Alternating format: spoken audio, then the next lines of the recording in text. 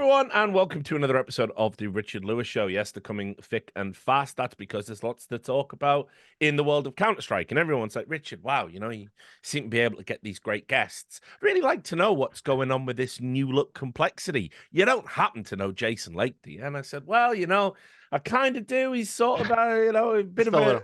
yeah, just a little.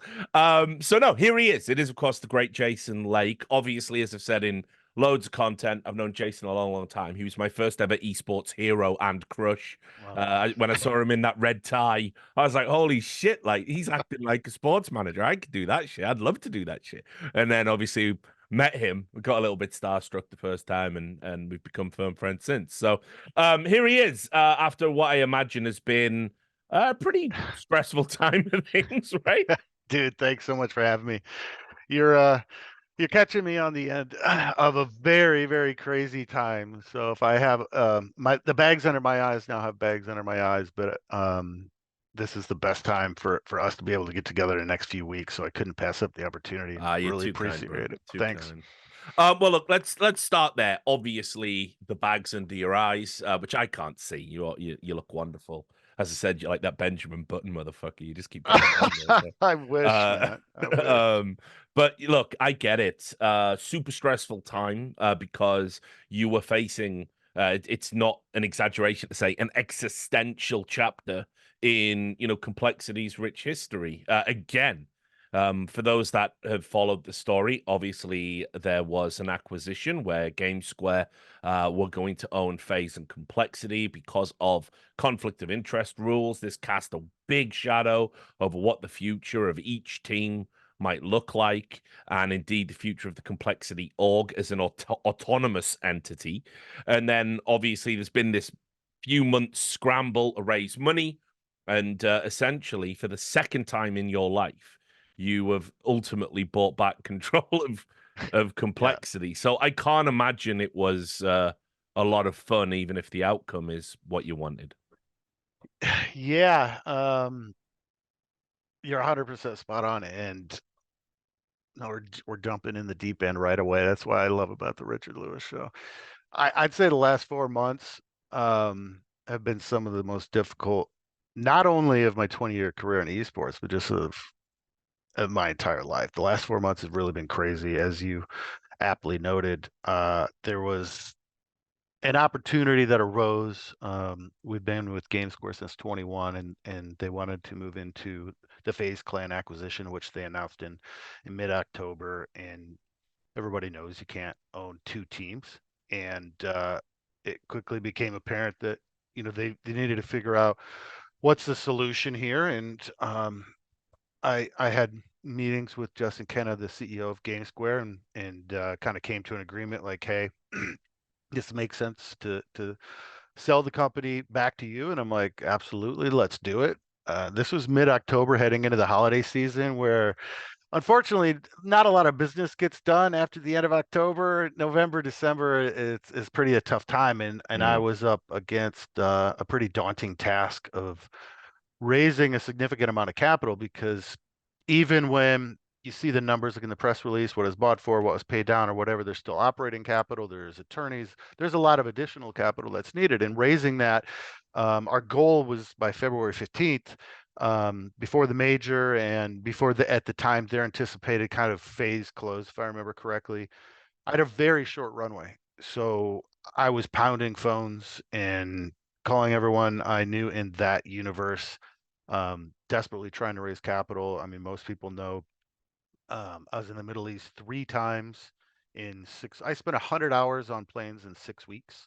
The I wasn't in the Middle East just for that purpose, but it was certainly a part of it. Maui Snake alluded to the fact I saw him in Abu Dhabi, and I just got back from Las Vegas because I was in Dubai, but my wife is a lifelong U2 fan. And in Oh yeah. July, I bought her tickets to U2 at the Sphere, and it Mm. just happened to land when I was going to be home from Dubai. And some folks in Abu Dhabi invited me over to speak at a conference there, to which I'm like, absolutely, I would love to come. So I basically flew all the way to Dallas. And then we went to the concert in Vegas. I flew back, and then I went back to Abu Dhabi. So it was like 100 hours on planes in 6 weeks, um, which was obviously stressful. And Yeah, sure. one thing I love about your show, Rich, is just how transparent you are and how transparent your guests are. So I'll just be really transparent. Like, I don't think a lot of people who haven't done mergers and acquisitions or large corporate transactions um, really know or maybe even care how stressful they are. Mm, And they can be super, super stressful, even if you've got cash and you just want to write a check to buy a company. But when the clock is ticking and you don't have the capital you need to consummate the transaction yet, and Thanksgiving's rolling by and Christmas is rolling by, and things aren't moving as quickly as you want, then you're into the new year and people are kind of starting to get back. And I had a lot of interested parties, but they're just like, there's no way we could move on this kind of money in 6 weeks. Um, it was super stressful, man. And I definitely got to the point where it was near impossible to sleep. It was near impossible to eat. My mental health was really struggling, just to be honest. mm, I was perpetually exhausted. I was working 7 days a week, usually like 15 hours a day, whether in meetings or pounding phones or with my M&A attorneys and accountants, and it was a whole thing. So, like I said, we dumped right into the deep end a little bit. But I think it's important for people to know what kind of goes on. You see these transactions in the esports news, but there's always human beings behind them. And it just straight up, I think it's usually the go-to for guys like me for if you're the face of a brand on some level, or if you're a CEO of a brand or whatever, you have to present this image, right? And you're like, I'm strong, I've got it all together, this is easy, I'm a badass. Well, I'm here to tell you, like, I pushed myself to my limit and passed. And mm. it was a super, super tough period. I'm really blessed to have a lot of really great friends, both in complexity, like my right hand, Kyle Bautista, and our entire team here, and my family, my wife and kids were unbelievably supportive. But it got down to those last few weeks, and I was just like, I was uh I was on fumes, man. Like we chatted a little bit before you started recording, and I don't like the words nervous breakdown. They scare me because I'm used to accustomed to living with very high levels of stress. But what I've learned in life is stress compounds like credit card interest. Yeah, So totally. you think stress from like a month ago is gone? No, it's still there. It's just on the bottom. It's just like piling up. And my health was starting to kind of suffer. And like I said, it was near impossible to sleep. You dream about the transactional night. You wake up at 3 in the morning. You can't get back to sleep. So you slept like 3 hours that night. And I want to tell you a little story.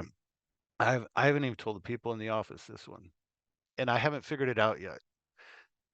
This I swear to God, this is a true story.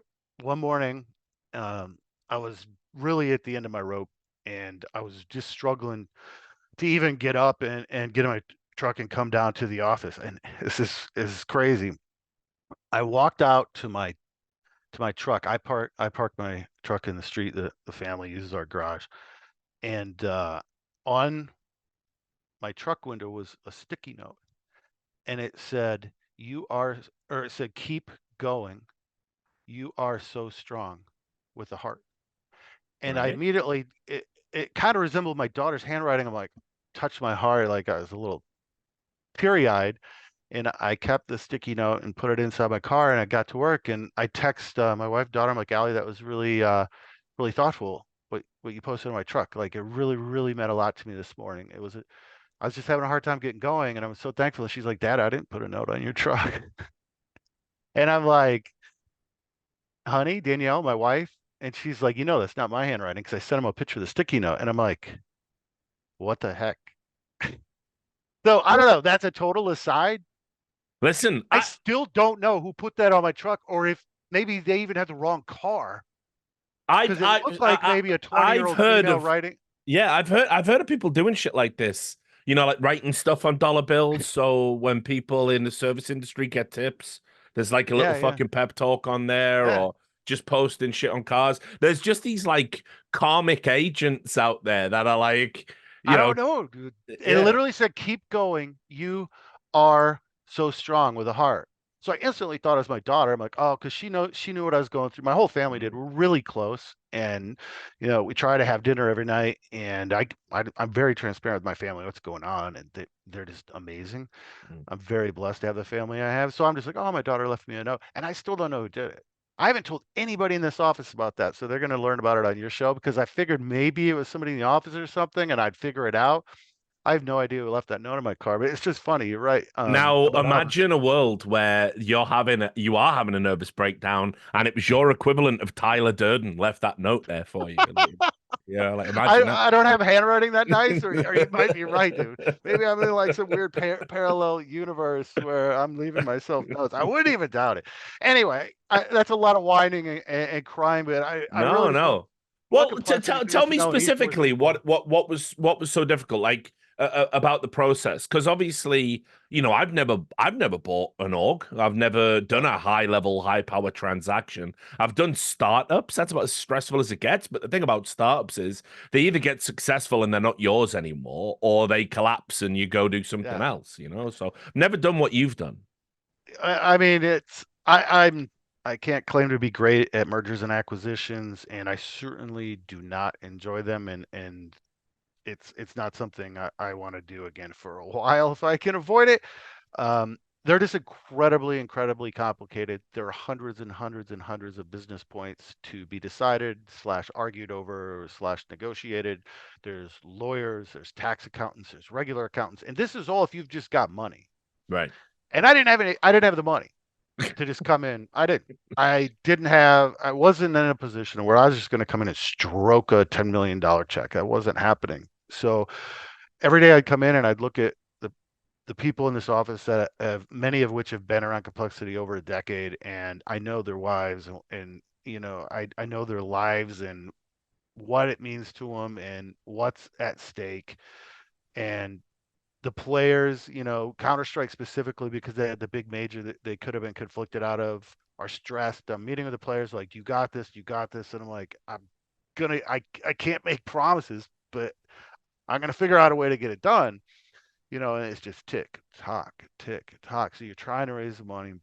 And then when you're working with investors, you're dealing with that whole side while you're doing the purchase side. And there's lawyers on all sides. And the larger a company gets, even to the company of size complexity, which isn't big, but it's big enough to be very complicated. And especially when you're doing the negotiation and the transaction of the publicly traded company, now you've got stock exchanges, and it's just a whole thing. Probably boring the heck out of your average viewer, but just believe me when I say it is overwhelming. It is all consuming.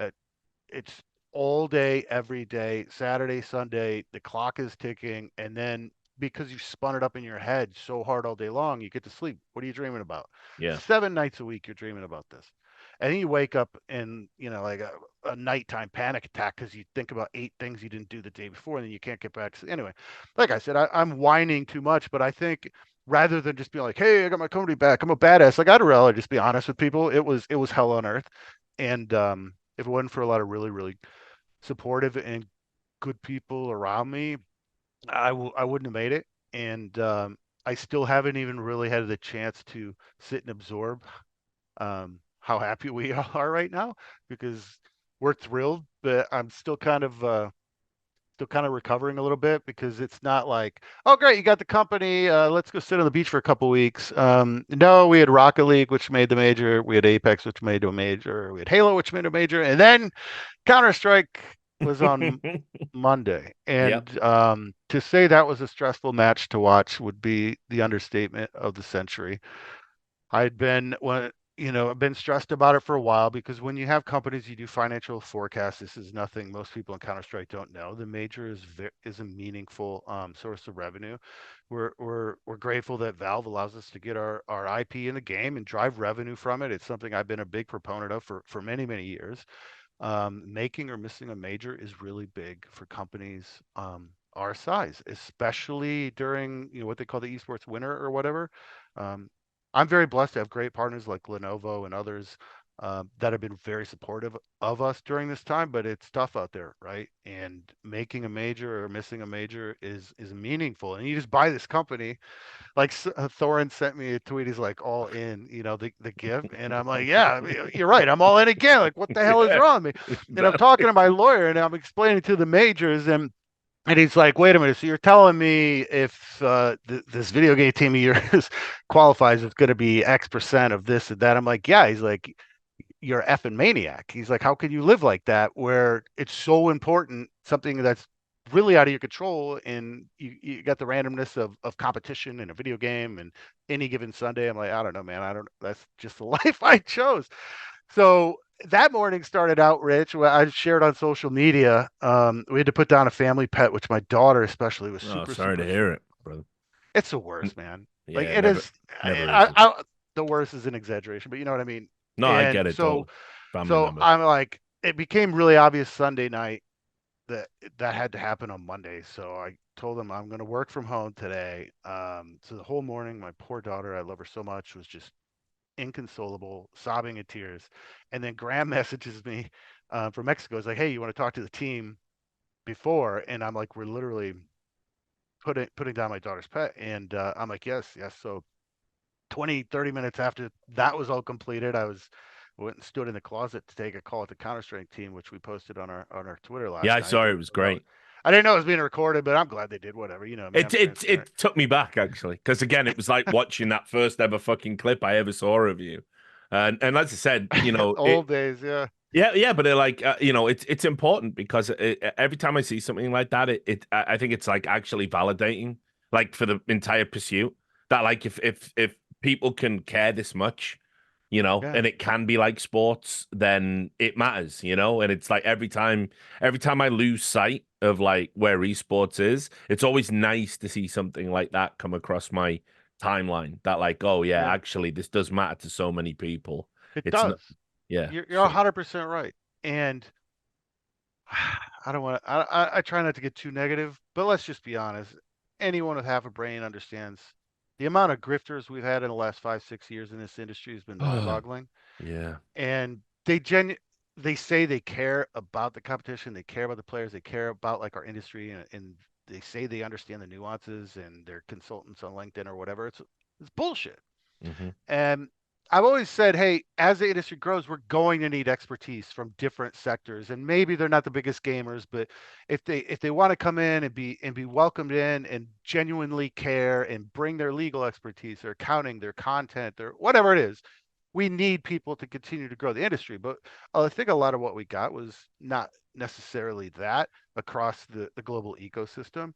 But I know for sure there are so many genuine people that genuinely care about the content they're producing, about the competitions they're entering. And that's the way I am. I'm certainly not perfect, and I probably put my foot in my mouth more than I should, and I cried too much on camera over the years. I guess I just don't care. But at Complexity, we sincerely care. Do we get it right every time? Absolutely not. Do we make mistakes? Of course. We've been doing this shit 20 years, but we care. Like people are in there yelling and screaming, watching our matches all the time, and it's more than just a job to us. Yes, like as we've grown, like people have families they're supporting, they need healthcare, like all the real life things. Um, but people that come through here and stay here, gen- we genuinely care. We're not the biggest org in the world.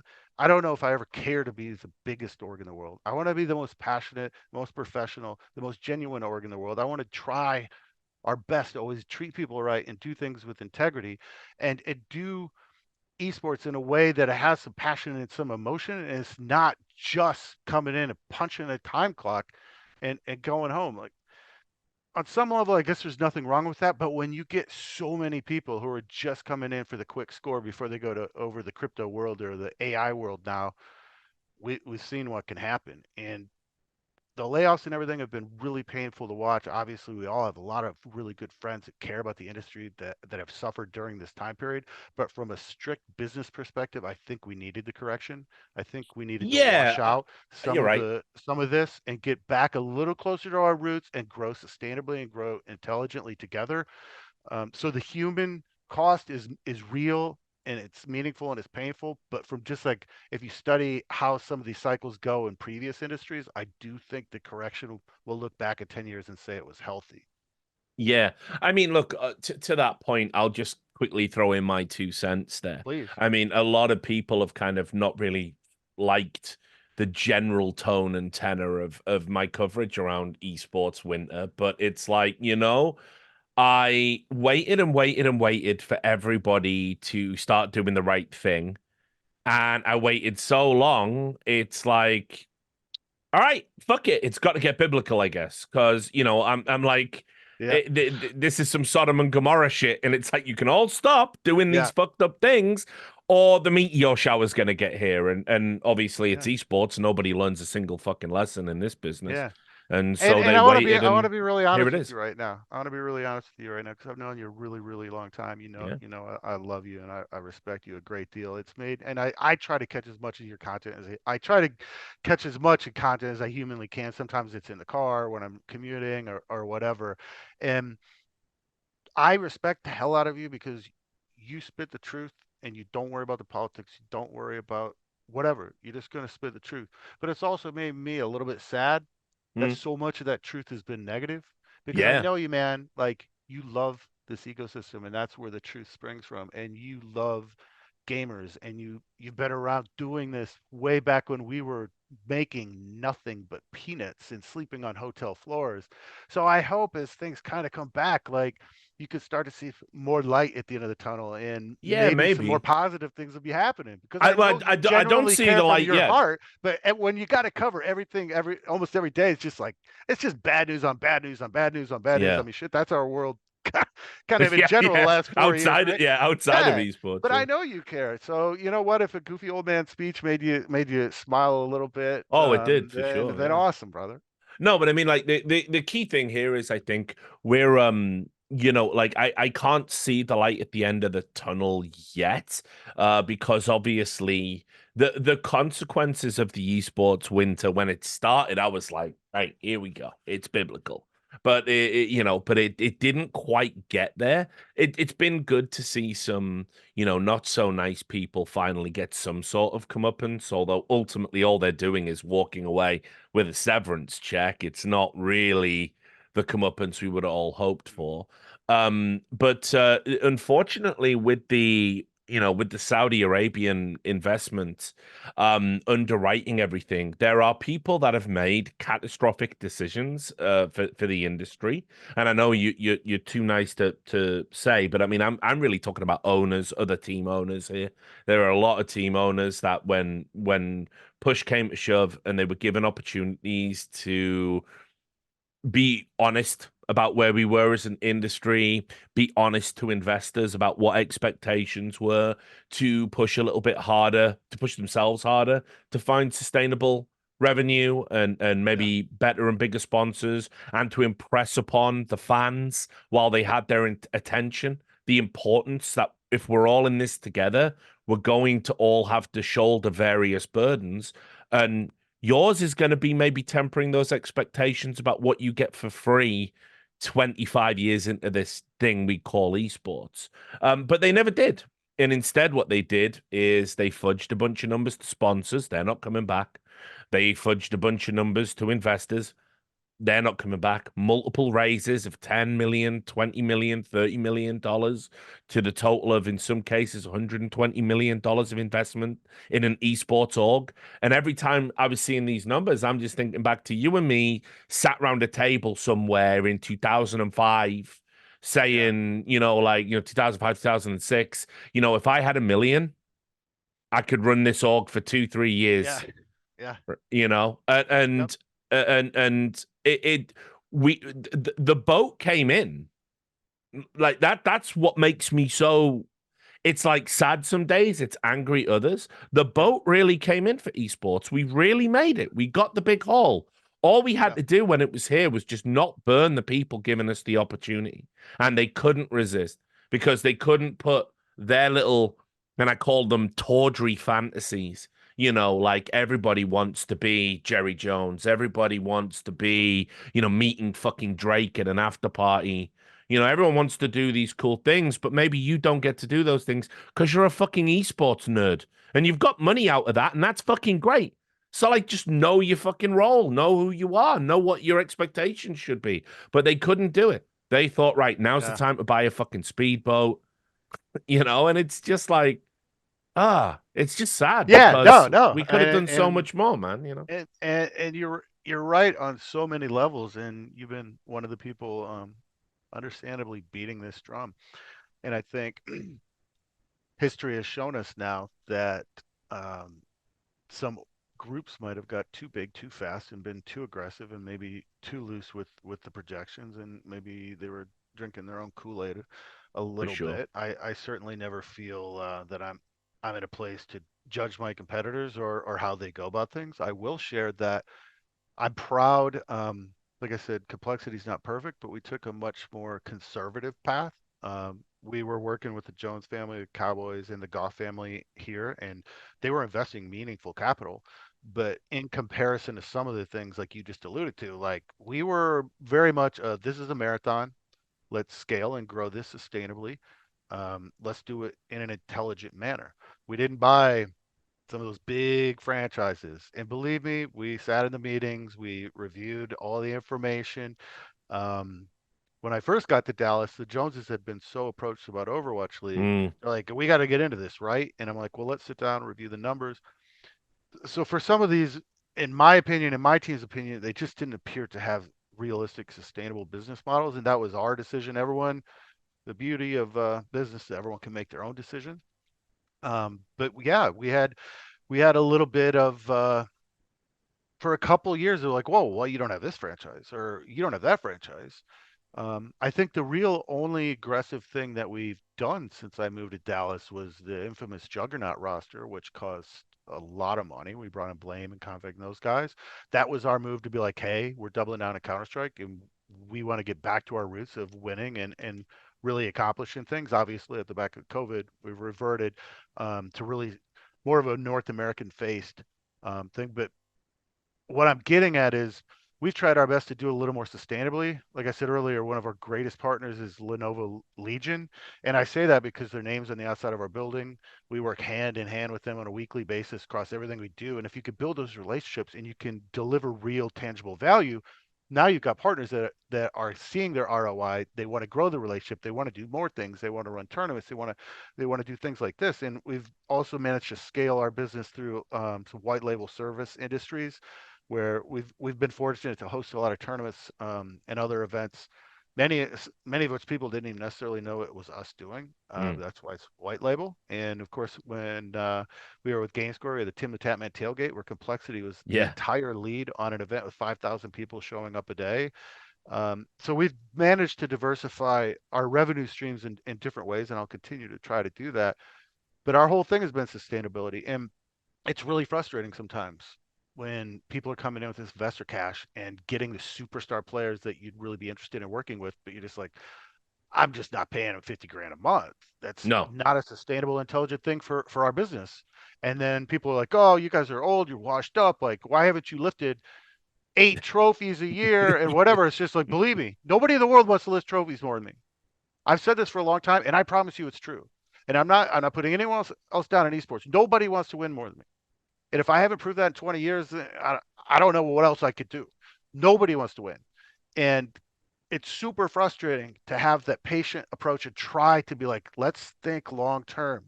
Let's really try to do it sustainably and not give in to the easy temptation to go raise $28 million and just hire these superstar players, which are awesome and they have great followings and your metrics explode. And it's so enticing. But we've tried to choose a little bit more of a slow and steady marathon approach, and we're still trying to figure it out like everyone else. But a lot of sponsors have been burned, a lot of investors have been burned. I can vouch for that because I've been out meeting with dozens and dozens of investors around the world, and esports Esports is a has dirty a word shit now. reputation. Yeah, Yeah. nobody wants to hear about it. Not nobody, but compared to 2017 time period, yeah, people have been burned, and I'm an optimist.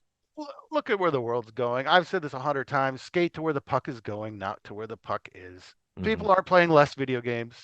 Yes, maybe Hmm. some viewership's down in this league or that league. Certainly, we're going to go through ebbs and we're going to go through flows. But video game is now a ubiquitous part of global culture. The next generations are only going to play it more. The next superstars are still going to be, esports stars, and I'm just as optimistic as I ever was. But I think the whole industry needs to grow a little bit more sustainably, a little bit more intelligently, and yeah, I hope we can remain a part of that for years into the future here, and we'll keep trying to do our part. But it's frustrating sometimes. It's frustrating because I got into this because I'm so passionate and so passionate about winning, and I can't stand losing. But in esports, to operate an intelligent, sustainable business means you can't win all the time. Of You've course. got to double down on your training, on your scouting, on your player development. You got to really focus on these things rather than just going stroking these insanely large checks to give you a higher probability chance at lifting trophies. But I guess that's a good part of being old is I have a much kind of broader view of things where a 5 to 10 year plan is no big deal for me, where I think a lot of people felt a ton of pressure, like we have to take over the world in 2 years. And for me, that's just not necessarily realistic. Well, let's talk a little bit about, I mean, like, because I don't think people understand that it's not just the CS team. We'll talk specifically about the CS team and the majors and the finances of the RMRs and why it's disproportionately important in my opinion. But I mean, it's a good time for the org in general, right? Because your other teams have Yeah. had similar like success. And Yep. again, this is all relative to the fact I think you're doing a really good job of I don't want to call it min-maxing Moneyball. I think that might be a little bit So we disrespectful throw to the talent, but we throw around Moneyball all the time. Like okay, good. we're Well, in honest that with our if you people, don't take it the wrong way, yeah, all right. and Fuck it, you're yeah, Moneyballing this shit for real. yeah. I mean, obviously, we work with superstars like Elite and that have had that championship pedigree, and we take gambles on unknown players and try to find the right combination. And we're always learning. And I got Soren and Nick, who are kind of my GMs, and assistant GM of developing these teams. And certain ecosystems like Halo has a lot of turnover, so you're constantly trying to figure out the right combination, and it's fun. We're running a modern sports team, but it's also infuriating at times, right? Because we don't have salary caps. So we don't have like a measuring rod, like say the NFL in America, like, look, here's your salary cap.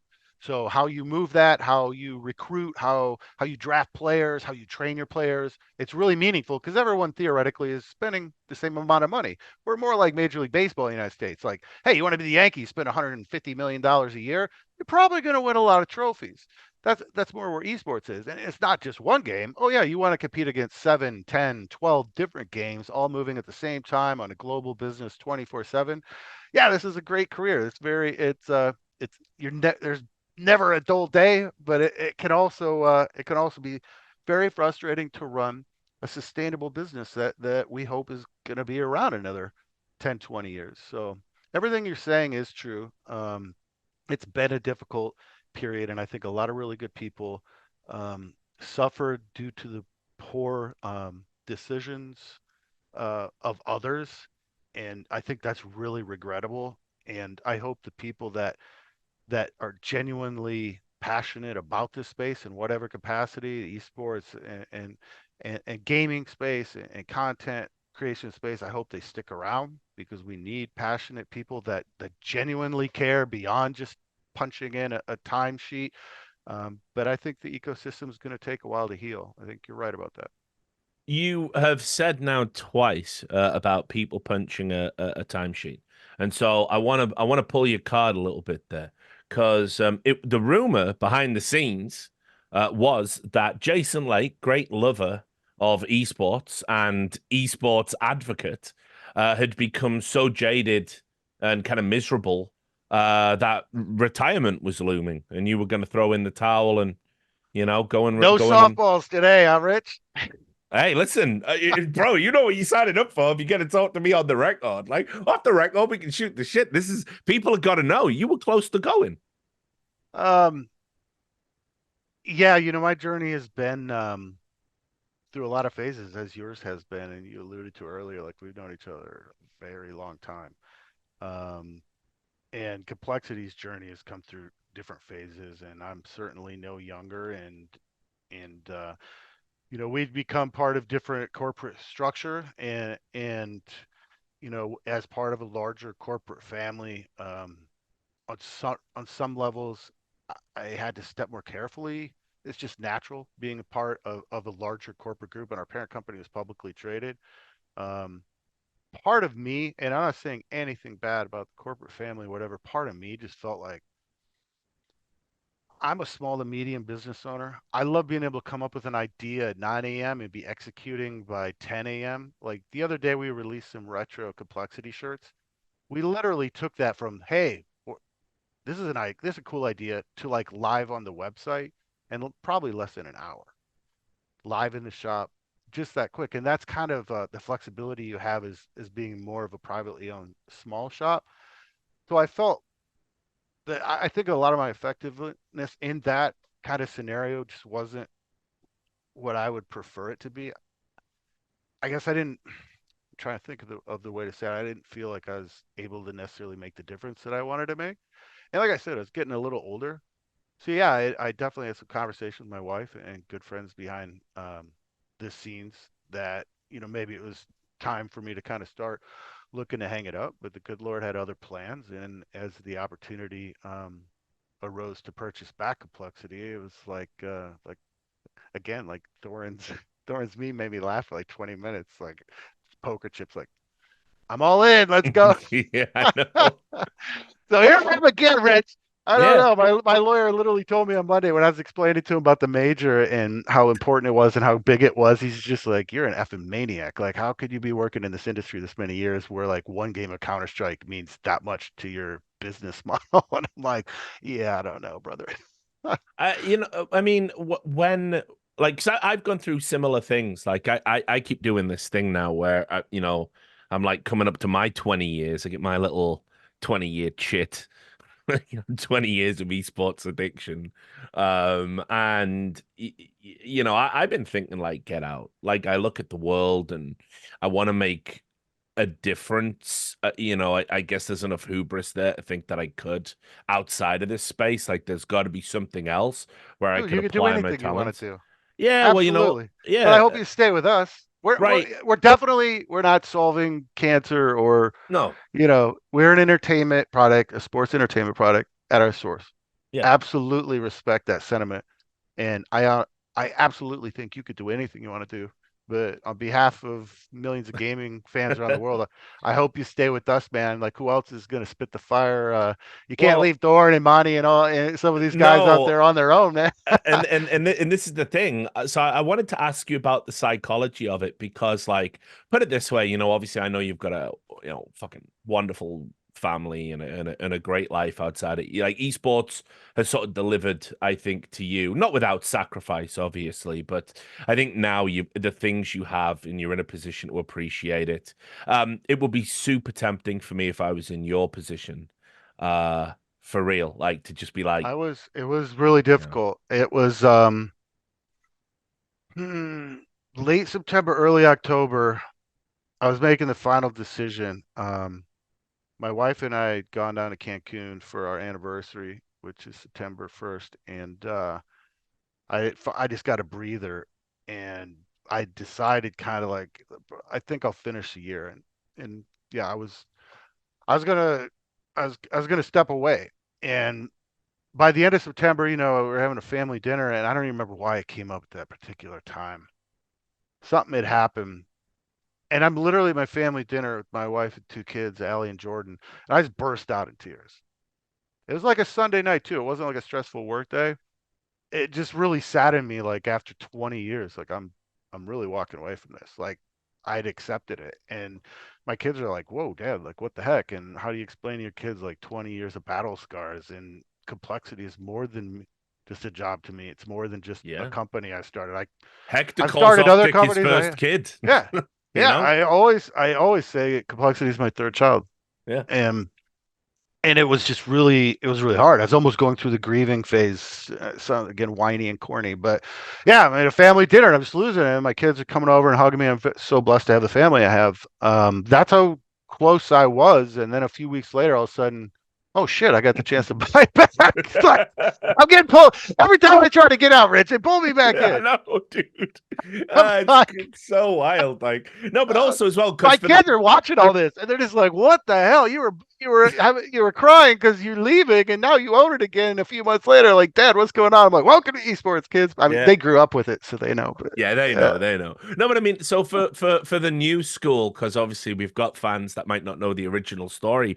This is not Jason's first time buying back his child complexity. When CGS came along in 2005, 2006, basically they wanted credibility. So one of the ways they got credibility was to do deals with existing organizations, but to do that, you had to essentially hand over the brand. But that's not a problem because they had a 5-year plan and they were going to employ the people whose brand it was as general managers of the brand in this league, which was at the time the biggest thing esports had ever seen. Well, fast yeah, forward 2.5 years, and CGS essentially said, "Yeah, we're done," by telling everyone via an email. And that was then a bad day, man.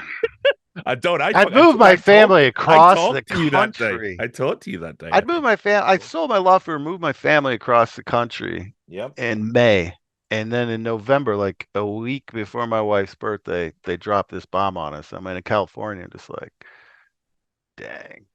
It was tough for all of us, but I was a little Dang. older than a lot of us, and I already had the kids going on and stuff. Oh yeah. Where a lot of our very close friends at that point in their life were still kind of younger and single. They didn't have as much necessarily writing on it, if that makes sense. Like, look No. at your kids in the eyes, like, "Hi, Daddy's unemployed for the first time in his life." Yeah, man, that was a bad day. That Oh was a yeah. bad. And then anyway, because when they went under, they owned all the assets. Complexity now being an asset of the CGS company, which by the way, that got assimilated real quick into some fucked up version of the CPL. Then wasn't it like some like Lu Wang Holdings company or something in like yeah, Yeah, some Chinese holding company whose name I can't remember. It's Lu Wang or Lu Shay or something like that. And then anyway, Jason was like, right, well, what the fuck? So he made it was Cole Gaming, like COL, like the abbreviation, right? But anyway, somewhere along the line, he was able to go through the court system and buy back the complexity brand, so he had the right to call his own complexity again. Now, I always heard this, and I don't want to ask, I've never asked you this. All the time I've known you, I've never asked to clarify this fact because I want this to be true so much, and if it isn't, I'll be so sad oh because no, it's the you're putting me on the romanticism spot. of it. Yeah, yeah. Just lie to me, Jason. Lie to me. I heard you bought it back for a nominal sum of $1, is what I heard, but 1,000.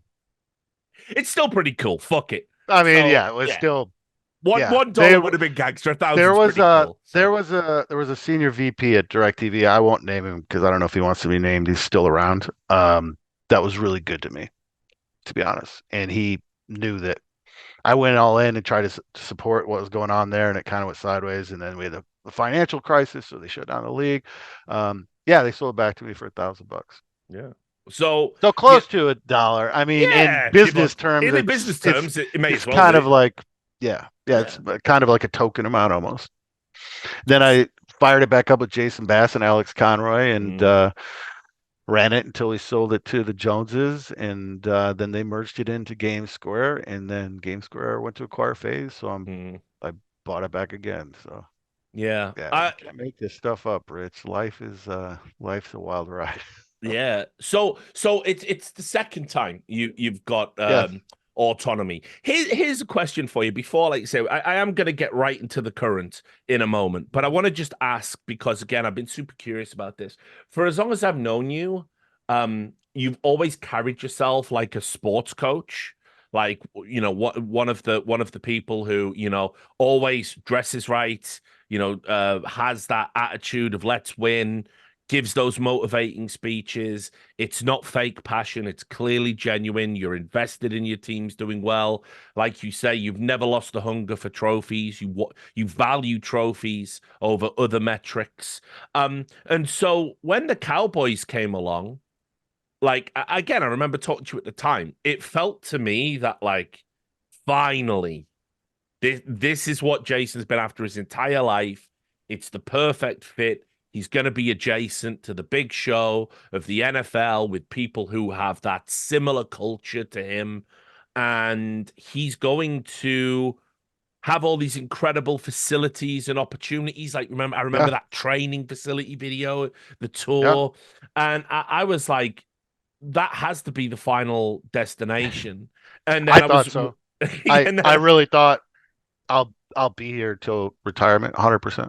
Yeah, well, Um, and then I was watching it kind of, at first they were all like super involved and there was this crossover material, and then slowly but surely that didn't feel the Cowboys kind of presence didn't seem to be yeah, there as much. So I just wanted to ask you about that and kind of how yeah. that, It's a great question. yeah, Great question. I mean, first of all, I can't say enough things, good things about what it was like working with the Jones family, and they have a lot of people around them, as you can imagine. Unbelievable people, like genuine good people. I think us normal folks, as we see kind of these some of these empires, you always wonder, like, I wonder what it's like behind the curtain, and you hear stories and stuff. But the only curtain I could kind of speak generally about is the curtain here on this property, and it was such an honor, genuinely, to work and just learn from these people and the Goff family, John and Travis Goff. It was really cool to see people that well off and kind of advanced in life and business to just be so down to earth and cool. And things were really, really going well. And, COVID hit. That's basically the answer. And of course, we're always, you mentioned this, I think, in your show yesterday. You want to be hesitant. Like a lot of people suffered way worse than yeah, than yeah, I did in COVID. So I don't want to, but yeah, we had a lot of initiatives that were kicking off in 2020 that we'd worked really hard to bring to market, that all got axed. Um, when you are the status that the Jones and Goss families are, you have a lot of companies, you have a lot of irons and a lot of fires, a lot going on, and the whole world stopped. Your real estate, like your restaurant, you just go on and on and on down the list. It was a super difficult time. And then, off the back of that, like our players were eating at the training table where the Cowboys players eat. All that was stopped by the NFL. Well, we had a lot of different collaborations and stuff. The NFL protocols were really strict, so yeah, it amazing. really stymied a lot of the progression, and forward movement that we had. At no fault to really anyone. We had a lot of really cool stuff going on. I think that was unique in the industry, and we're really disappointed to kind of have some of that setback. And then in summer of 21, we did the deal with Game Square. We never really got back to the way it was pre-COVID in terms of really focusing on that. Um, we found some other workarounds, but it wasn't like hand in hand with them because the rules of the game had kind of changed off the back of COVID, understandably. But I can't say enough good things about what it was like working with them, and I'm still sitting on the property right now. Um, how long we'll be in this facility with this logo is another conversation. But genuinely, like I was texting with Travis Goff the other day. I'm like, from the bottom of my heart, dude, like sincerely, like it's been such a pleasure doing business with you and having you involved with our gaming family. It's all love and thank yous. And now I'm on my own, which is super cool because there's a freedom about it, but there's no safety net. Like when you've got such a great group as them supporting, it's like, oh shit, we missed this or we missed that major or whatever. Like we're 1.5 million short. Like they're like, okay, we got you. Like let's figure it out. I don't have any safety net now. Like I need more awesome sponsors like Lenovo. Like I need to figure out how to better monetize because we're a fairly large company, compared to what we were when we got here. Yeah. And I don't have any safety net. I don't have any parachute, man. I'm jumping out of the plane and there's no parachute on, so I'm figuring it out, and Maybe it's it's time for the return exhilarating. of the Complexity Big Brother house. Yeah, there you go. Yeah, that could work now, I think. Yeah, yeah. So no, that was a wonderful time, and everyone here learned so much. Not just me. Like our COO Kyle Bautista was working with the CFO of the Cowboys, and like our salespeople were working with some of their salespeople at Legends, and it was really great. And it's just like a crash course. We're not talking about like an MBA; we're talking about like a real world MBA, and it was great. And we're eternally grateful for what they did for us. Mm. Yeah, and it's like, listen, obviously I'm a football fan, so and a Raiders. Well, I'm a Raiders fan. So am I a football I fan? know. Who really knows, right? But obviously, like fuck the Cowboys as a football team. But for coming in and getting involved in esports and being as kind of cool as they were, like, all right, I'll let They you off were. this time. I'll let They you off this were. time. This one time, Cowboys. Yeah. Yeah, it was good to see them, and again, there was so much like synergistic kind of crossover. You've already talked about Tim the Tap Man, obviously a despairing Cowboys fan himself, and and Yeah. and Tim's watching the awesome. games and stuff. And so him doing stuff with complexity, I thought was kind of cool. And it's like you say, it's just a shame because the whatever we can say about esports, I've said it many times. Anyone who tells you that esports was like really hard hit by the pandemic, they're lying because actually we did pretty well by contrast to Yeah, everybody else. We because of our continue to grow. viewership, and Yeah, we just moved online. Yeah, Like it was exactly. It was subpar competition, but at yeah, least we had competition, where other sports were completely off. Um, which was great as we continued our overall industry growth. The downside was so many of the marketing budgets that form the bedrock of a lot of esports companies were pared way back. So it's kind of a double-edged sword. But yeah, as gaming as an industry, right? It was you yeah, hate to celebrate in the midst of such pain and suffering, but for our industry, it was like a rocket ship. yeah. We and a lot of the esports winter is a market correction to overhiring, during that period because I Mm, think people thought it was gonna last a little bit longer than it was, or maybe people were kind of like trying to put the blinkers on and not think about the reality that eventually we're gonna get over this thing and people are gonna be outdoors again and sports leagues are gonna yeah, come back and yeah, concerts are gonna come back and people are yeah. gonna want to like touch grass and see Oh, loved 100%. ones, like. Yeah, So, which is always detrimental to esports because, as we know, it's yeah, it's this yeah. 24/7. It's you're right. You're Mm. right. So look, let's talk about the current stuff. Sure. Obviously, um, the I'm guessing the specter of what was happening. I mean, I know you're a transparent guy, so I'm guessing the players were aware that, look, guys, this is like a crazy time. The merger might affect some of you negatively. We're gonna try and maybe mitigate that. We're gonna try and maybe buy control of the org back, but obviously we don't know where this is going, and it's It all was stressful. It was yeah, hands stressful. on And pump. So one thing that kind of stinks about the business side sometimes is there's a lot of NDAs, non-disclosures, and quite often you're very limited what you can share and how transparent you can be. So, I mean, I tried to communicate with the players. I mean, Counter-Strike most notably because of the impending major conflict. That hey, I'm on it.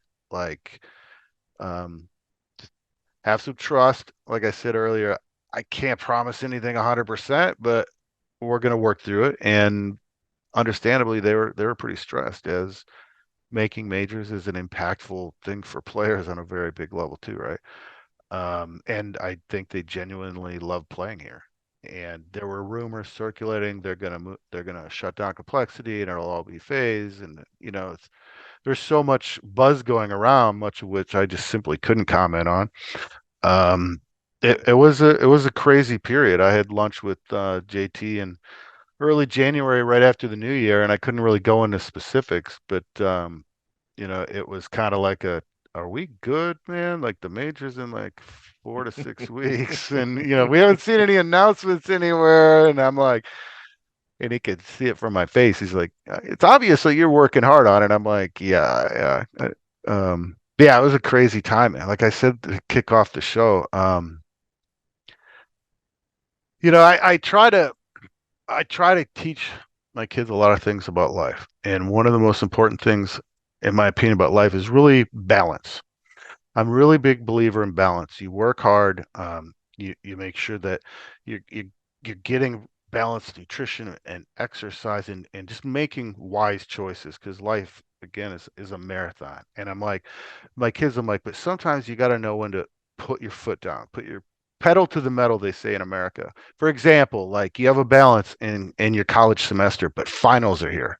You got to study crazy hours. You got to go overtime. You got to skip the movie. You got to skip the Netflix. You got to really just pedal to the metal. And then the finals are over. You can rest, get your rest back, strategic rest, and find balance again.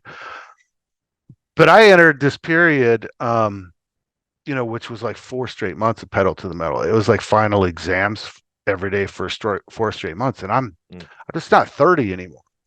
Yeah, yeah. Um, and like we were talking about before the show, I overdid it a little bit on on on this one, and I'm right back at it, obviously, in the office and rolling. But it's gonna take me, and I'm just being transparent again, not big tough guy. It's gonna take me a minute to just kind of recover from this one. Yeah, sure. But at the same time, I'm so happy, I'm so grateful, and I feel so blessed that we are where we are. Having that wind under your wings, man, can get you through a lot. And like that counterstrike win and the ramifications, here's your segue of making a major. It just puts wind under your wings, man. I wake up in the morning and I'm stoked to come in. If I wake up early, it's like 5 a.m. I'm like, screw it. I hop up, I'm in the shower, like I can't wait to come to work again. And having that feeling and just the challenge of no safety net, and we're on our own. Let's find some really great partners. Let's do some really cool stuff.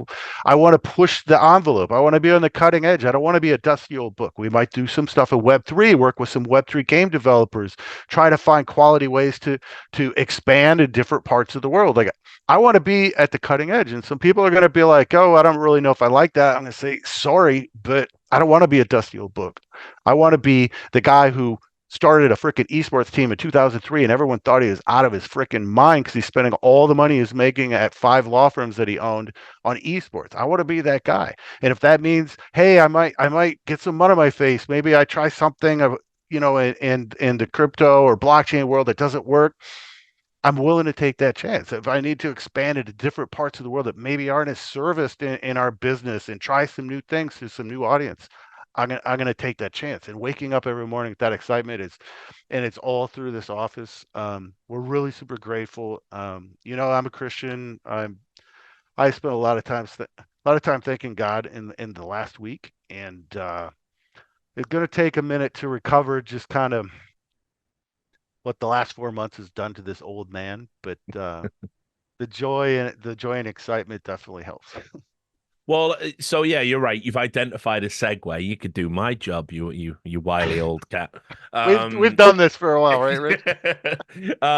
but yeah, I mean, look, the RMR was, I mean, hugely important, not just because you are, a North American Counter-Strike team, which are, a dinosaur-esque, extinct, borderline extinct species right now, but also because of the timing and what was going Yeah, on at the org, and the fact that this represents millions of dollars coming in yeah, just to be part of this esports world championship. And not only that, it's always an opportunity to bring new fans under the complexity wing, so to speak. So I wanted to talk a little bit about this because you've already said you're on, your blood pressure is through the roof. You're super stressed out, and then it yeah, just so happens you've got this must win, must qualify tournament happening yeah, right in front of you. yeah. I mean, my wife and I just laugh and like like I've shared online. I don't know how much he wants his name out there, so I won't say his name. But one of my best friends from childhood, we grew up together in Iowa from like toddlers, best friends. Um, he's the one who stepped in and helped me with the capital at the 11th hour. So he's always followed the complexity journey for the last 20 years. And he's always been a huge supporter and fan from kind of a distance. And things were looking really bleak, really bleak. And he kept calling me and I'd text him back. I'd be like, hey, I love you, dude, but like I'm in the shit right now. Like I'm in a really dark place.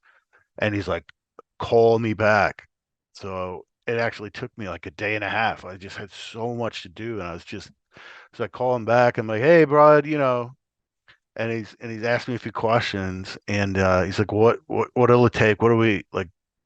and he's just like, I got you. And I'm like, what do you mean? He's just like, I want to be the investor in this global esports properties, um, which obviously meant the entire world to me because I never would have asked him. I'm not the kind of best friend that knows like if you've done well in life or whatever, I'm going to call you up because I never want to put you in that position. Like if you want to come to me and offer, like, but it's totally different if you go to a friend, you put them in a really bad position. Like, hey, I know you've got it. I'm dying over here on the vine. You care to help me out? Because if they've got whatever reasons that they don't want to, then you stress the friendship for no good reason. But he came and offered, and so we're running all the financial models. Kyle's my Excel guru, and we run like a best case scenario, an expected scenario, and like a worst case scenario. And for a company our size, like the revenue that comes from just qualifying for the major, I mean, everybody in Counter-Strike kind of knows this, right? Like it's substantial and it's meaningful. We're not a giant company. We're more like a corporate family here. So when you're playing Counter-Strike for millions of dollars, set aside the fact that, hey, these are the majors. We want to be there. We want to be competitive. We want to be representing our fans. We want to be representing North America. We want to be kicking ass. Like all of that stuff is true and all of that stuff is passion. But at the end of the day, if you can't pay your employees and pay for their healthcare, you know what I mean? It's like there's a business reality almost sometimes divorced from like your heart. And like I said earlier, I really, really want to win, but there's business realities. I got to make intelligent decisions. Well, the major was huge, dude. We closed this thing on Friday. I signed the final docs Thursday night, Friday morning at 3 a.m. And Friday, as you can imagine, was friggin' insane. I was at the bank half the day. You've got money going all over the place and lawyers and so many people. I want to thank, by the way, the hundreds and hundreds of messages I got directly and the thousands of comments of kindness and just like encouragement and support that went out that day. Like I can't find the words for that. And I should have said this way earlier, but thank you, thank you, thank you from all of us, my family, my complexity family, and myself. It really means a lot. And I always feel bad because I can't get back to everybody and I can't acknowledge your comments, but I do my best to read all of them. It was such an epic day. And I got home Friday and I called my parents on the way home. They're a little older and they don't necessarily understand all this crazy world. And Yeah. I was talking to them and I was just so my tank was empty and I was kind of tearing up and just explaining to my parents that they were really excited.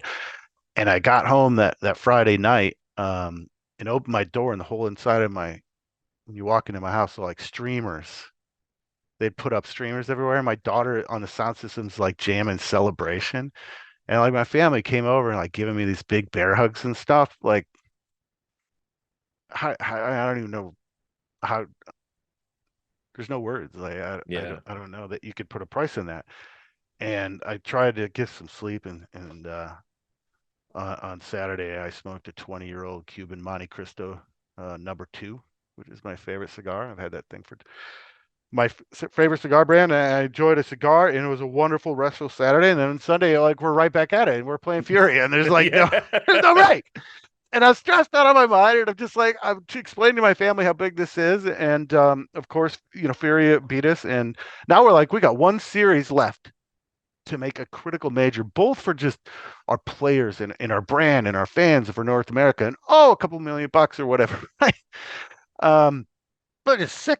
You're so nervous, and like I said earlier, Sunday night, I'm like, oh, we got to put this poor cat down, my daughter's cat, and it's like her one of the loves of her life, and we're dealing with that in the morning. We're playing soon, and I'm talking to the players, and of course, once go reverse a day, I found out it's liquid. Yeah. Like I don't want to open that whole can of worms, but that was super frustrating on multiple levels and super concerning because I Well, have a it shouldn't have ton. happened. I mean, we can say that right there. Yeah, I don't. That's a whole other side I know side it look, and conversation, I know but it might look like it would have looked like sour grapes if you lost, I guess. But like the reality is, like everybody's in agreement. yeah, The format was fucked up, and the seeding was fucked up, and you combine those two things yeah, together, you end up with a fucked up yeah. situation. That's a benefit. We were fortunate enough to win, so I could say it shouldn't happen. That's bullshit. Like Liquid got screwed. Whereas if Liquid says that now, they look like whiners or whatever. So I'm happy. And JT and Elise and others said we're not trying to complain. We're not putting down the organizers or Valve or anybody. We're just saying this is a good example of maybe why this needs to be tweaked. This needs to be fixed a little bit. So let's take a look at that. But I was so frustrated. I'm like, liquid, and you're looking, dude. You're like twist, naff, like Cadian. We got to play them at a best at 3 in Mexico to make the major. So you're just all day Monday, just like, and then you lose first map on Inferno, right? You're just like, margin of error is nothing. Thank goodness we came back in Anubis and really played solid. So we're going to map 3, and I'm trying to, my son is home from high school at this point, and we all got it on, and it's just kind of like, my daughter's face is still red and streaked from tears, and we're cheering for counterstrike. Like, this is real family behind the scenes true shit that I don't know how many other people would do this. I'm probably not the wisest, but whatever. It's the way I am. Um, and it was, we won that. The win, like I said, that went under my wings, and just the elation across the entire organization on every level, not just financial, but just everything that we'd been through. And we fought so hard to give these guys the chance to qualify. They'd worked so hard. I'd worked so hard. Everybody here had worked so hard to get this transaction done so they could play Sunday and Monday without the conflict. I got leagues understandably breathing down my throat. I got everybody breathing down my throat. Like, when is this going to happen? When is this, because I share with him confidentially, here's the plan for us addressing the conflict. I'm buying the company back. And we had to share that with our league partners and high level sponsors and things. And everyone's like, when that, they play Sunday, like, when is this happening? Like, people are hitting me up Thursday night, like, when is this happening? And I'm sitting there like going through stacks of digital paperwork and signing shit at 3 a.m. to try to get this done in time. So that just that moment was, I will never ever ever forget it. Like, again, my family's in my home office, and we're all jumping up and down and hugging. My hands were literally shaking so bad I couldn't like answer shit on my phone. I couldn't type, and everything's blowing up. And I'm trying to tweet a thank you to the players. I forgot to tag our coaches and manager. It's just like, it was nuts, man. Absolutely crazy. In a wonderful, wonderful way. And then, of course, Tuesday morning you're back to work. I mean, That's it. I don't want to I don't want to put words in your mouth or make you lean into a villainous kind of arc or anything like that. But I want to ask you this. Obviously, as we've talked about, complexity, Moneyball, min-max, that's how the org's been run. Obviously, you beat an org like Team Liquid, which that probably doesn't apply to. And They just have much bigger budgets than us. They're a bigger yeah. org for And sure. just broadly speaking, there are a number of high profile teams, I'm talking in Europe as well, that have spent big money and done some messed up things, in my opinion. You don't have to agree. Uh, like Astralis and, NIP. And they're not at the major either. And yet, Complexity are not only going to be at the major, but because of how the seedings work, which I got to be honest, I was like, Dude, whoa, that's kind of fucked up. I'll be honest with you. I You're did gonna be not legends see as that well. coming. Like, we're all still in celebration mode, and my phone is melting from social media and text messages. It's insane. And then I see on our Slack, like, wait a minute, we're in Legends, and I'm like, what? Like, I didn't expect that. You're just Yeah. like, can this thing get any better? It's like, we were so happy to have made it, under the circumstances, and after everything that had went in to being conflict free, to have the opportunity to make it, and then to hear we're legends. I'm just like, I went from, I couldn't eat. I was so stressed out about the map and the series, and then the final map, to like, oh, I guess we're top 16 at the major. Like, it's crazy, man. And without getting too sentimental as an old man, sometimes that's how life is. You see mirrors in the Matrix, right? And sometimes life's like that. You think it's your absolute worst, and all of a sudden, something you didn't see just like blesses you like crazy. You're like, oh my goodness, I didn't know this person would be in my life, or I didn't know this would happen, or and it's then other times you're just like cruising along. You're like, hey man, things are finally going pretty well, and all of a sudden you get that email or that text or whatever. You're just like, dang, it's like the ups and downs of a business like esports, and I would imagine like a lot of sports. The emotional, just like roller coaster, if you legitimately give a shit, is difficult.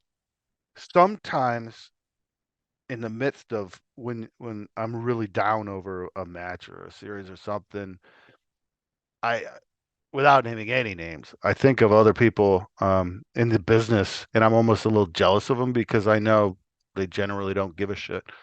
Um, like if their players are winning or thriving or doing whatever, maybe that's a little negative or harsh or judgmental. But part of me, There's definitely people like sometimes that, brother. sometimes it's almost like you wish you didn't care. Yeah. Just give me a couple months just to be like cold-hearted grifter and just like pushing numbers around a spreadsheet because it's easier, right?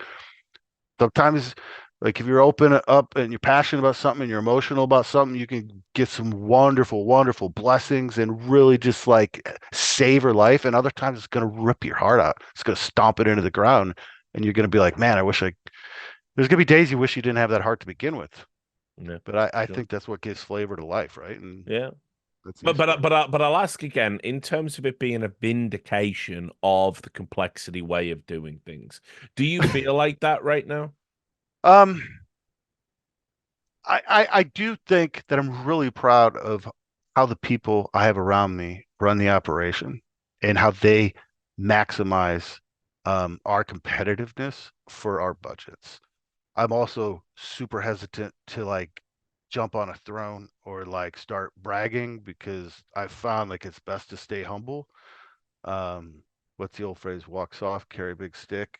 Um, we do our best. Sometimes it doesn't work out. Sometimes we're getting death threats in here because people who bet too much on a certain game or something, we should have won and we're embarrassed and everybody's just demoralized. We literally get death threats. It's not Oh, yeah. quite a few actually. It's a little nutty.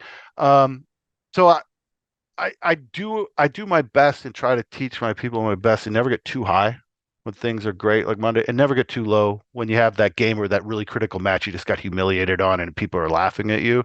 But I'm really proud of the people that I work with that can take budgets that sometimes just aren't even in the upper third or you know, um, and just time and time again produce pretty competitive squads across multiple titles in almost a Moneyball fashion. And that's not putting down any of the pros that have come through here whatsoever. There's different stages of your career, and we might catch you like on the come up, and we help you and develop you, and then you get so damn good, like we get outbid because you get too good for our budget. And we try to find those sweet spots with good people and good players that are working really, really hard and are hyper competitive and doing the right thing. And I'm proud of the people I work with. Just anytime we could beat a great organization like a Liquid or some of these just much bigger organizations in any game, like yeah, man, it feels good. Otherwise, you wonder like, what the hell are we doing here?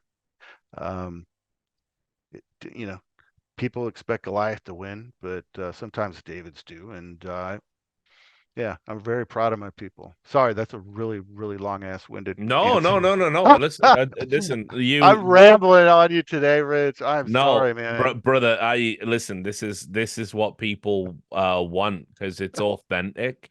I think, like I think one of the things that I'm super fucking tired of, again, you're probably too nice a guy to come along for this one, but when like the CEOs or the owners, every time there's a big decision, they either put out some bullshit statement on the website and they're trying to sound like they're fucking 18, and they're like Nip did one recently where it was like there are these things in a team called vibes, and then I was like, oh Oh, my, I didn't see that.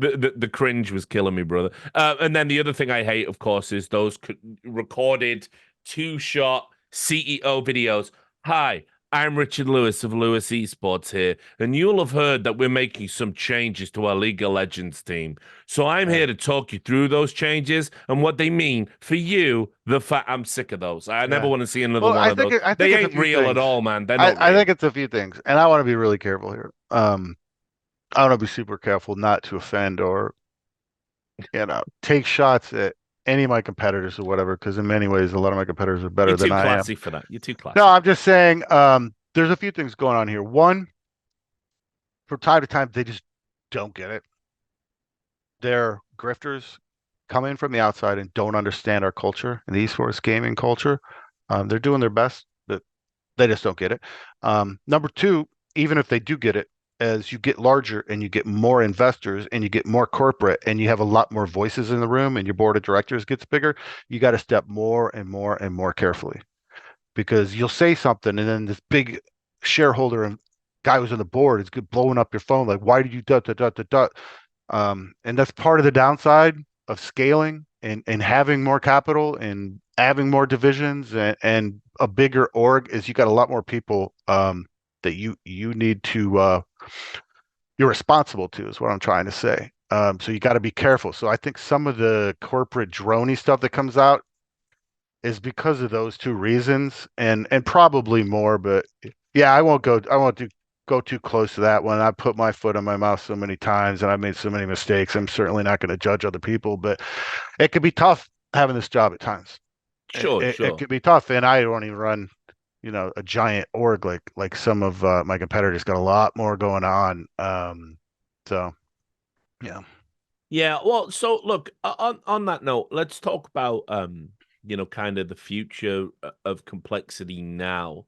Because I mean, I got to be honest, so this is such a Richard Lewis thing to say to you. Richard Lewis, oh the no, character, not Richard Lewis, the guy you know, but Richard Lewis, the esports guy, oh who's shit, like who's so when you announced the when they announced that the buyout was happening and it was like Jason Lake. The headlines all said a Jason Lake led investor group. I was yeah, like, I know, it's Saudi, it's Saudi. yeah, He's doing business with Saudi. And then obviously I saw a Reddit comment you left where you clarified yeah, actually it's the friend that you just talked about earlier in yeah. the It's me conversation. and my friend. But I mean, look, I yeah, I also want to make it clear, like my judgments are not your judgments, and so I mean, obviously, it can't just be you and your friend forever, right? I mean, you're gonna open this yeah, up, and there'll be other investors. yes, that's most certainly the plan. As was publicly disclosed, I used a lot of seller financing to acquire the brand. So I'm going to raise capital to pay off that debt. And I'm already speaking with a lot of different groups, frankly, from all around the world. Obviously, American speaking to people, Mexico, Singapore, Korea, and the Middle East, and trying to figure out what's the best path forward, who are the best partners. These things are always a dance. You want to maximize dilution of your ownership, um, minimize dilution of your ownership, maximize control of the company. So it's a negotiation with multiple parties. But yeah, we'll be raising capital. I don't necessarily feel like the desperate need to rush out tomorrow and do it. But Yeah. these things can take a lot of time. So as I'm traveling, I'll be taking meetings and I hope the good Lord blesses me and I get really awesome partners like I did with the Joneses and Goffs that are like, hey, we trust your judgment. We want to participate and bring value and have some ownership in this, and let's build something really kick ass. Um, that's what I'm hoping and praying for. But yeah, you're certainly right. Right now, Global Esports Properties, I had started, and that's the entity that bought Next Gen Tech, which is Complexity's DBA. And that's what I was out raising for was Global Esports Property. So the only couple of owners in that are myself and my friend, and I got some equity for some people that deserve it, that have been with me for a very, very long time. Um, but yeah, that's it. Yeah, look, I hope, like obviously, you know what I'm like. I'm like a sort of a purist, but I mean, the key thing here now is, I guess that you haven't been burdened with some of the other financial decisions that some of the team owners have made. You're not likely to be embroiled with any issues around League of Legends or Overwatch, as those leagues change.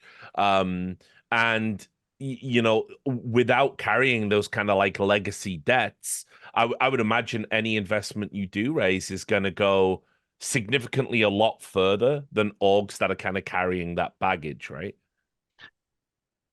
Yeah, without knowing like all the intricacies and cap tables of some of the other orgs, I think so. Like I said, this was publicly disclosed. I have a debt, the seller financing I need to get taken care of. But I am pretty confident that our valuation in the coming years, as the industry starts to swing out of this winter, is is is going to do well. Let's just say. And yeah, I'm trying to be careful with No, no, I get what it. I It's all say, yeah. but I don't want to get you I litigated let me say against it. this. Let me say this. I think we're a hell of an investment, Mm, and I think we have arguably the most upside of any organization in the world right now. I think we've got legacy operators that understand and love and care about the space and have learned a lot. And, smart money buys when there's blood in the streets. A diamond in the rough has some dirt on it, and that's esports right now. We've been getting our heads kicked in for a while. Valuations are down, multiples are down, people are losing jobs, there's been layoffs, it's been tough. So if you're smart money, you call me now because the valuation of my company is not going to be any lower, God willing. It's only going to be way up, and your same money is going to get you a smaller ownership share. So if you're watching our Lewis reports over here and you were a good person, you have some capital to bring to bear, um, definitely hit me up because you're not going to regret it in a few years. Promise you that. Well, and so the other question therefore would be, I mean, right now it's a strange time in terms of the natural games that you would have expanded into. That's kind of up in the air for a lot of esports orgs, actually. Like, we've seen, oh, well, the Overwatch League kind of came and went, and oh, the Call of Duty, they got their own thing going on over there right now. Microsoft have come in. Looks like maybe that league isn't going to exist anymore. What is going to be the next big esport? Could anyone sort of give you a 100% determined answer about that? And we've got one eye on Yeah. Valorant at the moment. So I was kind of like interested because obviously I think, people probably don't know how many teams you're actually running because you've got Halo and Apex and Rocket League and Yeah, and it changes, right? yeah, Like Counter-Strike's obviously our biggest game right now, and we're in Apex and Halo and Rocket League and FIFA, and we work with some different influencers that play across different games. As you noted, like we're not in any of the big American franchises, which I personally feel was the right decision. We'll 100%. see. We'll see. The dust hasn't fully settled there. But the great thing about running a multi-gaming organization like ours is, and this is what I've used for many years. Doesn't matter if tomorrow's hottest game is Hello Kitty Adventure Island. I'm going to go hire Hello Kitty Adventure Island pros. I'm going to train them. I'm going to hire Hello Kitty Adventure Island managers, content influencers, and we're going to be competitive and speaking authentically to the Hello Kitty Adventure Island audience. That's the beautiful thing about our business model is it doesn't necessarily matter what tomorrow's big game is. Like I referred to earlier, and a lot of people don't want to hear this, but I am a believer in Web3 blockchain technology.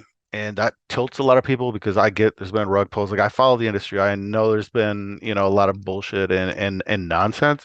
But I think once the average gamer really understands that they can own these stickers outside of necessarily the developer, the light bulb that I always say went on was my son decided he wanted to sell all his Fortnite gear because he's got a couple grand in V-Bucks that he's invested over the years, and now he's moved Right? on to other games, Tarkov Mm. and stuff. And I'm like, you can't. The developer owns all that stuff that you think you own in your sticker or whatever. Like even with Counter Strike, there's some. Of course, there's a trading market or whatever, but I wouldn't exactly call it necessarily real reliable at times. Um, I think the ability to own items in video games is we're gonna look back someday and be like, I can't believe people used to buy this shit and didn't actually own anything. One of the biggest things, in my opinion, without going down a rabbit hole, that Web3 has done wrong is they've started with Web3 rather than the games and build some badass games and then put this technology underneath it, and a light bulb's going to come on for a lot of people. I hope Dr. Disrespect game is going to be badass. I'm following Farcana Yeah, I've been out of kind of Dubai. following that. I haven't talked to Doc in a long, long time. I mean, just, Yeah. busy guy, right? And then we got Shrapnel, some other Mhm. games. Once we get a really solid AAA game, and then people are like, I just want to play the game. And they Yeah. realize the benefits of this technology that you don't even need to, you don't have to have a wall. You don't have to do all this. Once you're like, oh, wait a minute, why was I so against this? I think a lot of light bulbs are going to come on. So I'm bullish on that space. I don't know how long it's going to take because they're too focused on the blockchain and the crypto shit, and not enough on the game. If you don't make a good game, you're wasting everybody's time. Anyway, that's a soapbox. But No, no, no. Well, is that going to be something then? I mean, like, is this going to be because the sort of final question before you went was, now, you flirted with retirement, you bought back the org. Now you're in this weird spot where once again all the decisions are kind of going through you. It's, sink or Mhm. swim. It's, the meetings you hold, the decisions you make, the investment you take, the projects you greenlight. It's all on you, right? So Yep. I was wondering kind of how hands-on are you actually looking to be in the new look complexity, or are you going to build out a C-suite? So, Very hands-on. you very We're a hands-on. gaming family.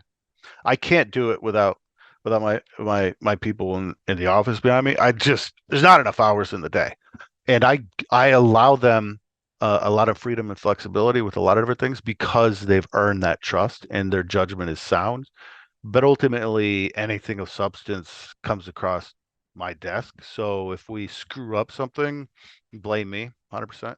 Um, it's gonna be my fault, and we're gonna take some risks. Like I said earlier, I want to be on the cutting edge. I'm not just interested in just cruising along in some corporate doldrum grifter bullshit. So some of our fans might be like, "Whoa, why are they doing this? Or why are they expanding here? Or why are they working with this blockchain? Or why are they doing this?" Like, I want to be on the cutting edge, and I'm going to do my best to make sure that we remain there. I'm just a big believer in constantly moving ahead and not getting comfortable. So yeah, I'm going to have the control, and I also want to really note something that I should have said earlier as well. And this comes across as just, I don't know, pedantic or too obvious, or maybe a little bit silly, but I can't stress how badly enough we anyone who considers himself a complexity fan over the years or likes any of our gaming divisions or content creators or the brand or whoever, um, like we really need you. Like, Yeah. you don't understand, like when you comment on our posts, when you come into our Discord and hang out with us, when you buy a T-shirt from time to time, or you stand up for us on the HLTV boards or Reddit or whatever, like you're like, I'm not making a difference. You're making a difference, 100%. Like, you look at some of the stronger communities that have been built, like Optic Gaming, wonderful global community. Hector's done an amazing job. Why do they get the massive deals they get? Because of their fan base, because of their metrics, because people give a damn. They've done a great job of cultivating that fan base and building out content, being competitive with really interesting people. And I'm a fan of Hector. I'm a friend of Hector. But the fans don't understand the value that they have, and even if they don't have like dollars or money to spend, just being involved and communicating and commenting on the posts and just like retweeting or whatever it is, or liking on Instagram or TikTok, we need everybody. Like I said, we don't have any more safety net, and I've said for 20 years the fans are the lifeblood of this thing. Otherwise, we're just a bunch of people in an office just circle jerk. Like, without the people that care about the brand or cheer for the brand and support our professionals and or get behind the things we do, like, legit, we're nothing. Um, so I just want to thank everybody that does support us. Um, you know, all the shout out to all the people in the Discord who were super excited for this interview to come out. We were talking about it, and just tell you, like, you do matter. I see your comments, and I try to like as many as I can, but I know I miss a lot of them. And again, it's an old sappy man. It seems like, well, duh, you're a sports team, you need fans, but like, we've always needed fans. We've always cared about our fans, but man, we're out on a limb right now. Like, we're all in over here, and we don't have a safety net. So I hope people will rally behind us and support us, and we don't have to be your only team. There's a lot of really great orgs and a lot of really cool stuff going on in gaming. But anytime you can throw us some support, we sincerely appreciate it. And I'm very biased, but I think we probably appreciate it more than any other brand in the world. Well, look, for the major at least, you can enjoy a continent's worth of support, right? I mean, you Yeah, are kind of yeah, I flying guess the so. flag out there, so I know. Yeah. Well, North America. Everybody knows where North America's at in Counter-Strike. It's an uphill battle. I'm really proud of our guys, and you know what they did in Australia when we faced FaZe, of course. Life has such a sense of humor. And the grand final, you know, to come from North America and end up in those stages is really a Herculean feat. So I'm really excited, and we're really honored to um, represent North America. And as many people know, we're trying to put together some kind of Counter-Strike thing. We're running out of time really quickly here. We're going to try to put together some kind of Counter-Strike thing with a couple teams that come and play in our headquarters before DreamHack Dallas, and then I've already talked to some people in the area. We're trying to think what could we do next. I really want to get back to like a if I could figure out a way to fund it like a CPL style type of deal, where maybe right before DreamHack, so teams are coming in and compete at DreamHack, we can have a mini like Lethal Gamers or CPL style, get a warehouse, bring in teams, open bracket, maybe based on Valve rankings or something. We want to contribute to the ecosystem and not just Counter Strike. I talk about Counter Strike a lot because it was my first love. It's what got me into this business. But I mean, if you've seen me at a Rocket League event ripping my hair out or Halo or any of our other games. Like I watch them all and I love them all. Counter Strike is obviously our biggest investment. And what we're best known for, but I never want any other players that have come through this organization to feel second tier because I talk about Counter Strike a lot. They know they're included. So Mm. Well, look, so final, I usually end these with saying where we're going to see you next, but I have a feeling you're going to be at the major, right? You're going to go out there and rally the oh man, troops. I am. Yeah. I'm actually we booked the hotel today. I gotta get the plane tickets. The major's tricky for me because like so we got the Counter Strike major, and our players play, I believe, on the 21st. Hmm. But there's like a gap between if we qualify to the next segment, there's like a downtime. So Yeah, there's we're like doing the four math, and days downtime, right? I'm like, and then there's the Rocket League major, which I really want to go to, but I'm like, I can't be in Copenhagen like 10 to 14 days. Like I got way too much stuff going on here, and so we're trying to plan it out. I'm definitely going to be going over, and I'm probably going to be in town like the 20th through 25th or something like that. But it's really hard for me to go 10, 11, 12, 14 days because I got too much going on the other side. But Oh, for I sure. love attending the events, man. It always really humbles me, like how many cool people come up to me at events. And you know what the best feeling in the world is?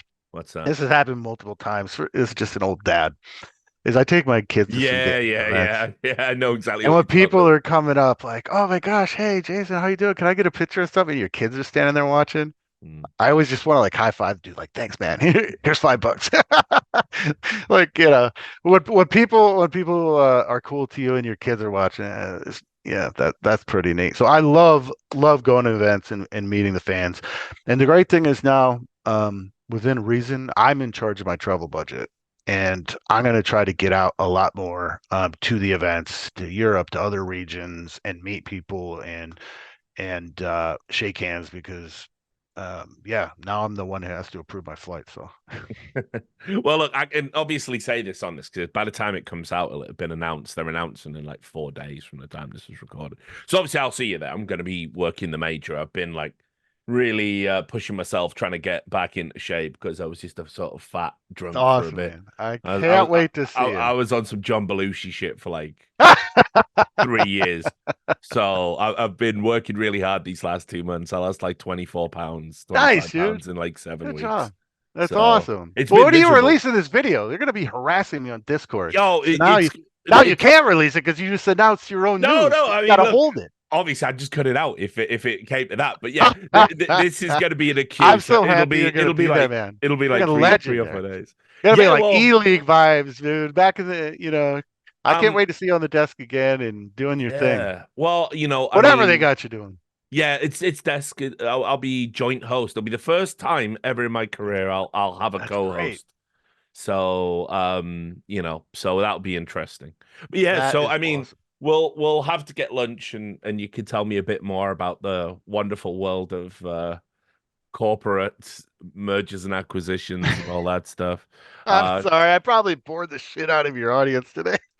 Shut up, no I chance. apologize to the It, people that don't give a rat's butt about the business, but here's the key thing. I think like and this is a good point to end on. One of the things I think most fans can realize now more than ever is they can see who authentically like cares and gives a shit and they can see who's invested. And I think look, as much as like Team Liquid had a bunch of fans, I watched the reaction when Complexity qualified for the major, and even the Liquid fans were kind of like, look, we haven't played well in a while. It's a new team. We haven't gelled. Yeah. All the Liquid players, all the Liquid fans, like, go get it complexity. Like, go do it That for was really, NA. we really appreciate it, man. Like they have Yeah. so many fans, and they're really good fans, for the most But a part. And big that we part of that saw is that, and you, we're really brother. You appreciate know, it. they're We really rooting for appreciate it. you.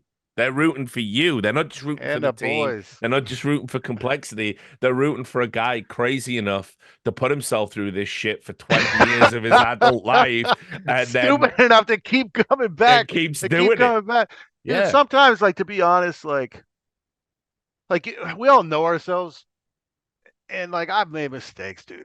And like I still make mistakes. So sometimes when people are so kind to me, I feel like, damn, like I know I don't deserve like all this kindness and the cool shit people say about me on social media. And I eventually probably gonna screw something up and people are Mm. gonna want to torture me with their pitchforks because that's kind of the world we live in. And I'm gonna keep doing my best to try to be a good representative for complexity and for esports, when I can. But I'm just human, man. And hopefully I can earn the kindness in the sport I've seen from complexity fans, and like you said, from liquid fans after that were so for professional and just kind about it. And damn, man, like today Thorin tweeted like Jason Lake is Yeah. NACS, and it's like, dude, that is so nice. But I don't I don't know. I don't feel like that. I'm just I don't know. And I'm super grateful for people's kindness, but I want everybody like, dude, I'm just a guy out here like doing my best with people that I care about and trying to run the best gaming family in the world.